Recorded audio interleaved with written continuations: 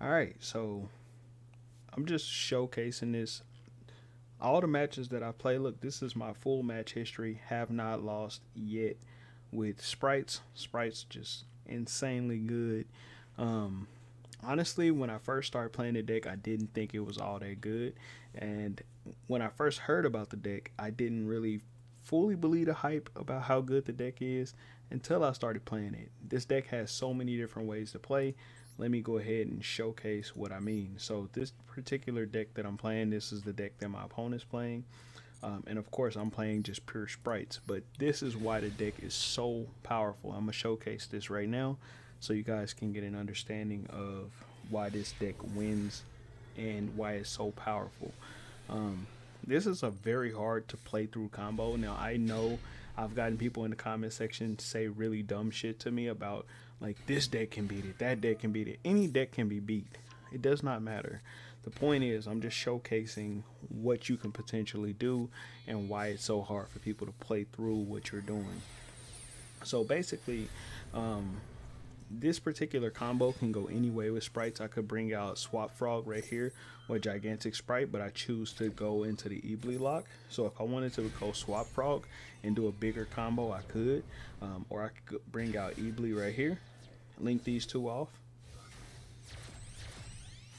and then go into Sprite Elf right here. That puts the Eebly on my opponent's side of the field, gives me a monster negate. And then I also have Sprite Jet. Elf will bring another monster onto the field so I can go into IP Masquerena. So I'll have a monster negate right here in case my opponent summons something on their side of the field. And then it has some kind of monster effect. I can negate it with Sprite Red. So here's the lock right here, right?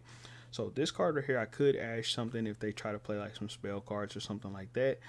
But just so happens I'm going to use this as a discard. I have Crossout Designator here and I also have Imperm. So let's see what happens. So he's going to tribute off, which is a normal tribute to summon this Scrap Golem right here, right?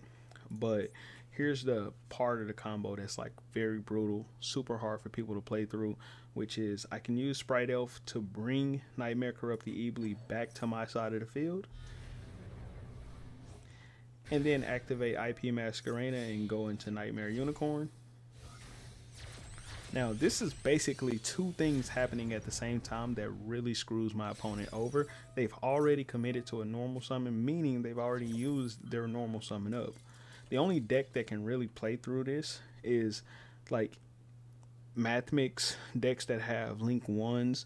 But if you use a normal summon, like the only deck that can normal summon and play through it continue after using up their normal summon is a deck like Fluandereeze, because you could then activate the effect to then normal another monster. So when I summon something like Nightmare Corruptor Eebly onto the field, they can continue to make plays because they don't need to special summon. So they can play even through the Nightmare Corruptor Eebly lock. So super brutal combo, super devastating for my opponent's decks, and I mean it's really nothing they can do but take the loss. So that just kind of goes to show how powerful it is. And I know everybody always asks about my deck list.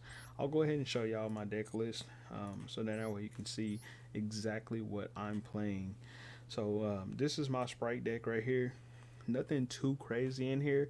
I do like to play it with for consistency purposes. If I had more hand traps, believe me, I would run more hand traps. But as of right now, I got Change of Heart in here instead of 3 imperms, but that's only because I only have 2 imperms. I only have 1 Triple Tactics talent. I used to have 2 of these cards, but I actually dismantled one because I wasn't running this in any decks. This is one of the few decks where I find that Triple Tactics talent is actually really powerful. Also, Change of Heart really powerful in this deck, because if your opponent's trying to stop your plays or they set up some crazy board, you could force their negates or force them to make some kind of interaction to try to stop Change of Heart. If they don't, you get their monster and then you can just start making plays, which is super cool. Very easily take whatever they got, go into a link, bring your monster back, go into Gigantic Sprite. It's like so crazy how you can actually start a combo off using change of heart in this particular deck. Now I know it doesn't make a whole lot of sense, but I'll explain.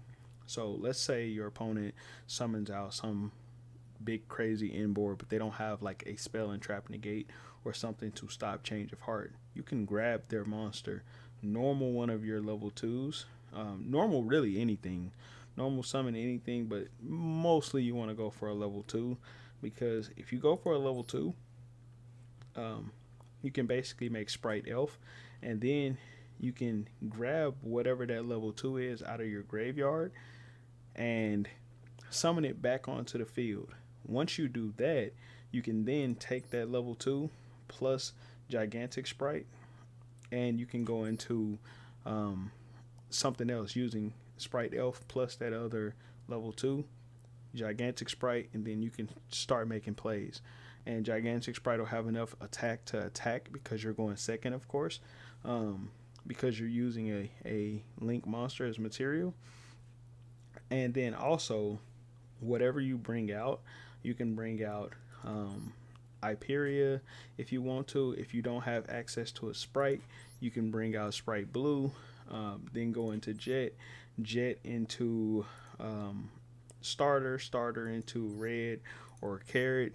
And then also, by doing something like that, that'll also give you the ability to not only create a board, but it also gives you access to something like Spright Smashers. So instead of going for Spright Starter, you could also just go into Spright Smasher, clear your opponent's board, attack. You can attack with Gigantic Spright, and just a crazy inboard that you can end up with, which is like very good. So yeah, this deck just has a lot of options, a lot of things that you can do. You don't even have to do that if you don't want to. If you don't want to go to Spright plays, if you could also do the Swap Frog plays.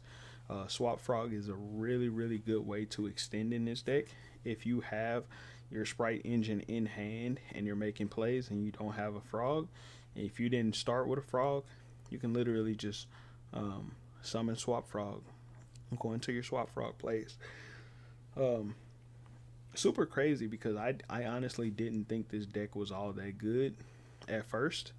Even seeing other people play it, I was like, what's the real win condition for this deck? You just basically just stopping your opponents. But I mean, there are combos with this deck that can completely stop your opponent from being able to do anything, and it'll leave them with just about nothing left on the board. And like while they're trying to play, you can be getting rid of cards in a way that they can't recover from. Like with Smasher, you can banish something in a way that they can't like recover from.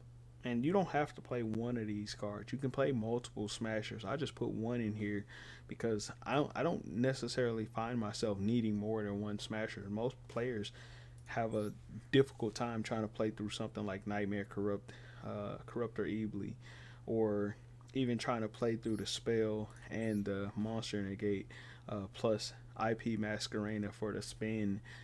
Just people have a difficult time for some reason playing through that, plus all the hand traps that you have. This deck just crazy. I mean, you end up with a bunch of hand traps every time on your inboards. I'll show you guys another deck that I play, which is another Spright deck that I play. I play Runic Spright as well and Twin Spright, but this is the one that I really like. This one has pretty much the same thing in it. Has the Corruptor in there, the Hyperia, but the win condition for this one is more so Scythe locking their opponent. So this one is even harder for a Mathematic player if they can't stop the Scythe, because not only can you Scythe lock them, but you can Scythe lock them and Hyperia, Nightmare Corruptor Eebly lock them both at the same time, meaning that now they can't special summon anything because they can't go into the extra deck, so they can't link this off. So they have to put it into attack position and then attack you. And the craziest thing is, you can do a combo that ends with IP Masquerena on the field and Spright Elf. So you can put this card back onto your field and then link it off again using IP Masquerena to then put this card back onto their field, and then they're stuck. They can't do anything. Like this particular deck right here is more brutal, because if you're getting Scythe locked and Ebly locked at the same time, and I can put it back onto your field if you just so happen to tribute it off and use up your normal summon, this completely screws up your opponent. Or if they, a lot of people just put this into attack and attack. Once they attack, they crash the card to try to make a summon, and then you just put it back onto their field. It's so insane, so good. Just insane deck. The way that this all plays is crazy. Another deck is my Runic Spright, and the variation to this one is this one makes it extremely difficult for your opponents to be able to play. This deck right here is better for going second than the other two decks, because the other two decks are all about kind of like stopping your opponent from being able to build their board. Once they have a board kind of built up, it's like a puzzle for yourself to try to figure out, how do I break their board? How do I play through whatever they have without them being able to stop me? Well, with this one, you got Lava Golems in here to tribute off two of their monsters. You got Wind Up Kitten, so you can put Lava Golem back into your hand. You can make your plays. You can start your plays off with the Runics. They can pretty much waste up everything trying to stop your Runic engine, and then you just start bringing out Sprites. Super hard for your opponents to deal with. This one doesn't have as many hand traps, but this deck is super difficult for your opponents to do anything about, which is why I think Runic Spright might be the best variation, because this one can do the most effective damage to your opponent and make it super hard for your opponents to actually come back playing against this particular deck. So yeah, you guys can check out any of those decks that I got, but yeah, this is the one that I was playing. So yeah, if you guys liked the video, if you thought that I could add anything to my deck to possibly improve it, just let me know in the comment section below, and I'll see you guys in the next video. Peace.